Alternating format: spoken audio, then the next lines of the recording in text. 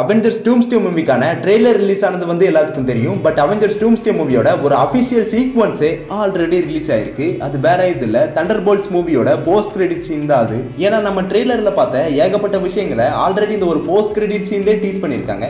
என்னன்னா இந்த ஒரு சீனை பாருங்க. And now there's this huge space crisis and no one's telling us about it. Unidentified craft entering orbit. Get a satellite image.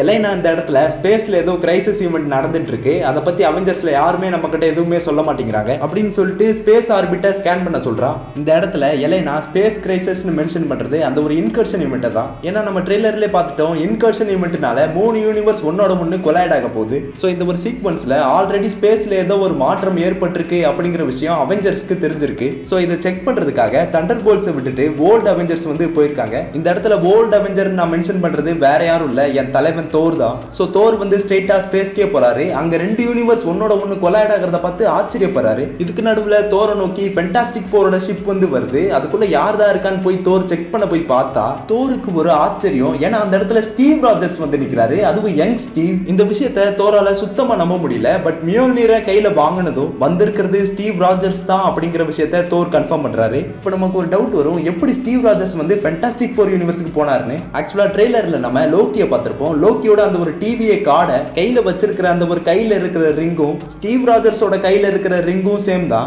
So இந்த இடத்துல Loki Steve Rogers தான் பார்க்க வந்திருக்காரு. ஏன்னா ஸ்டீவ் வந்து டைம் ரூல்ஸை மீறி வேற ஒரு யூனிவர்ஸ்ல குழந்தை பெற்று வாழ்ந்துட்டு இருக்காரு. இதனால டிவியை அவரை ப்ரூவ் பண்றதுக்கான வாய்ப்பு இருக்கு. சோ லோக்கி ஸ்டீவை அவெஞ்சர்ஸே இல்லாத ஃபென்டாஸ்டிக் ஃபோர் யூனிவர்ஸ்க்கு அனுப்பி வச்சிட்டாரு. பட் இப்போ ப்ராப்ளம் என்னன்னா, ஃபென்டாஸ்டிக் ஃபோர் யூனிவர்ஸ்க்கும் அவெஞ்சர்ஸ் யூனிவர்ஸ்க்கும் இடையில தான் இன்கர்ஷன் ஈவென்ட்டே நடந்துட்டு இருக்கு. இதை தடுக்கிறதுக்காக தான் ஸ்டீவ் வந்து ஃபென்டாஸ்டிக் ஃபோரோட சேர்ந்து அவெஞ்சர்ஸ் யூனிவர்ஸ்க்கு வந்திருக்காரு. சோ இவங்க எல்லாரும் இப்போ ஃபென்டாஸ்டிக் ஃபோர் ஷிப் எடுத்துக்கிட்டு ஸ்ட்ரைட்டா எர்த்துக்கு வந்து அங்க அவெஞ்சர்ஸ் டவர்லயே லேண்ட் பண்றாங்க.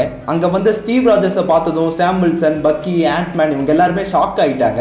ஏன்னா ஆல்ரெடி எண்ட் கேம்ல வயசான ஸ்டீவ் ராஜர்ஸை பார்த்திருப்போம். பட் அவரே எண்ட் கேம் படத்துக்கு அப்புறம் அவருக்கு என்ன ஆச்சு, எங்க இருக்காரு எதுவுமே தெரியல. சோ திடீர்னு ஒரு யங் ஸ்டீவ் ராஜர்ஸை பார்த்ததும் என்ன நடக்குதுங்கிறதே யாருக்குமே தெரியல. பட் இது எல்லாத்தையும் விட்டு தள்ளிட்டு நடந்துட்டு இருக்கிற பிரச்சனையை அவெஞ்சர்ஸ்க்கு தோர் எக்ஸ்பிளைன் பண்றாரு. இதுக்கப்புறம் என்ன நடக்குதுங்கிற ஃபுல் எக்ஸ்பிளனேஷனை சேனல்ல செக் பண்ணி பாருங்க.